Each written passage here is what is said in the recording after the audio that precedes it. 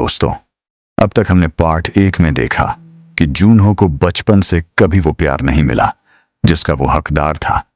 उसके अपने ही घर में उसे हमेशा नजरअंदाज किया गया और जिस भाई पर उसके माँ बाप को सबसे ज्यादा भरोसा था, असल में वही पीछे से उसकी पूरी जिंदगी बर्बाद कर रहा था। उसका सपना, उसकी मेहनत, उसका क्लिनिक, सब कुछ एक सोची समझी चाल का हिस्सा था। लेकिन आखिरकार जूनहो को सच पता चल चुका था। सीसीटीवी रिकॉर्डिंग में साफ दिखाई दे चुका था कि सेओ जुन ही इस सब के पीछे था। और दोस्तों, अगर आपने अभी तक इसका पार्ट 1 नहीं देखा है तो उसका लिंक मैंने डिस्क्रिप्शन में दे दिया है।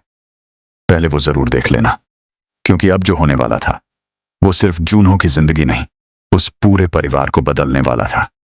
उसी वक्त जूनहो के फोन पर एक कॉल आया। स्क्रीन पर बाप का नाम चमक रहा था। कुछ सेकंड तक जूनहो बस फोन को देखता रहा, जैसे उसका दिल पहले ही समझ चुका था कि अब सब कुछ बदलने वाला है। आखिरकार उसने कॉल उठा ली। दूसरी तरफ कुछ पल तक सिर्फ खामोशी थी। फिर एक भारी आवाज सुनाई दी, घर आओ अभी, और कॉल कट गया। कुछ देर तक जूनहो वहीं खड़ा रहा। कमरे में सिर्फ सीसीटीवी स्क्रीन की हल्की नीली रोशनी थी और उसी रोशनी में उसकी आंखों में पहली बार डर नहीं, सिर्फ ठंडापन दिखाई दे रहा था, जैसे उसके अंदर कुछ बदल चुका था। कुछ देर बाद वो धीरे धीरे घर की तरफ निकल गया। पूरा रास्ता खामोश था। ठंडी हवा लगातार चल रही थी, लेकिन जूनहो के दिमाग में सिर्फ वही फुटेज घूम रही थी। सेओ जुन का चेहरा, उसकी मुस्कान और उसका सब कुछ बर्बाद करना। जब जूनहो घर पहुंचा तो दरवाजा पहले से खुला हुआ था। घर की सारी लाइट्स ऑन थी, लेकिन माहौल इतना भारी था जैसे वहां कोई तूफान गुजर चुका हो। मां सोफे के पास खड़ी थी, उनकी आंखें लाल थीं। बाप नीचे सिर झुकाए बैठा था और सेओ जुन, वो हमेशा की तरह शांत खड़ा था, लेकिन इस बार उसके चेहरे की मुस्कान थोड़ी कमजोर लग रही थी। कुछ सेकंड तक पूरे घर में सिर्फ खामोशी रही। फिर जूनहो आगे बढ़ा। उसने बिना कुछ कहे टीवी ऑन किया और सीसीटीवी फुटेज चला दी।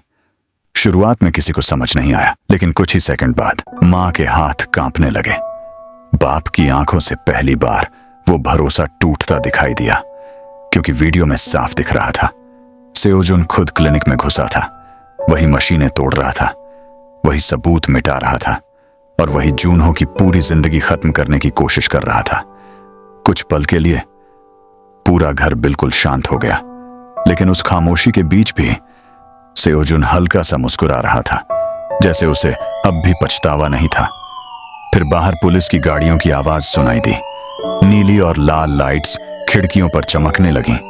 कुछ ही देर में पुलिस अंदर आ गई, लेकिन तब भी सेओ जुन के चेहरे का भाव नहीं बदला। जब पुलिस उसे पकड़कर बाहर ले जा रही थी, तब उसने आखिरी बार जूनहो की तरफ देखा और हल्का सा मुस्कुराया। लेकिन इस बार जूनहो ने कोई रिएक्शन नहीं दिया, क्योंकि उसके अंदर अब गुस्सा भी नहीं बचा था। घर के बाहर ठंडी हवा चल रही थी। मां रो रही थी।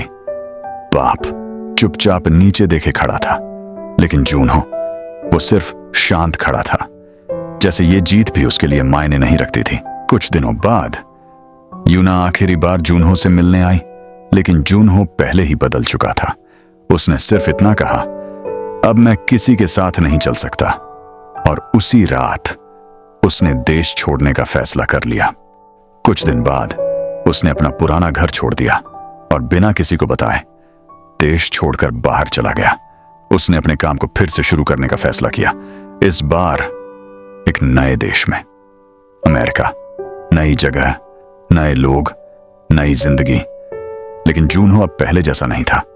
उसकी आंखों के नीचे मौजूद थकान अब गायब हो चुकी थी। अब उसके चेहरे पर सिर्फ एक शांत ठंडापन था, जैसे उसे अब किसी चीज से फर्क नहीं पड़ता। वो अब पहले से ज्यादा मैच्योर लगने लगा था। उसने खुद को पूरी तरह अपने करियर में डाल दिया। दिन में हॉस्पिटल, रात में अकेला अपार्टमेंट, धीरे धीरे यही उसकी जिंदगी बन चुकी थी।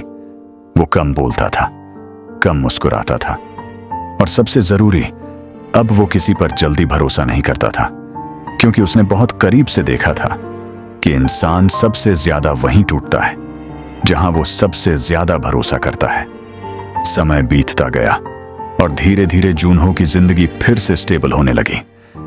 एक रात जब वो हॉस्पिटल से वापस लौट रहा था, तभी उसकी मुलाकात एक लड़की से हुई। ठंडी हवा चल रही थी, सड़क लगभग खाली थी और वो लड़की अकेली बस स्टॉप के पास खड़ी थी। उसकी आंखों में अजीब सा सुकून था, लेकिन जूनहो ने ज्यादा ध्यान नहीं दिया और बिना कुछ कहे आगे बढ़ गया, क्योंकि अब वो अपनी जिंदगी में किसी को आने देना ही नहीं चाहता था। और अगर आप चाहते हैं कि हम ऐसी और इमोशनल और सिनेमैटिक स्टोरीज लेकर आएं, तो चैनल को सब्सक्राइब जरूर कर देना और बेल नोटिफिकेशन को ऑल पर सेट कर लेना, ताकि अगली वीडियो आपसे मिस ना हो।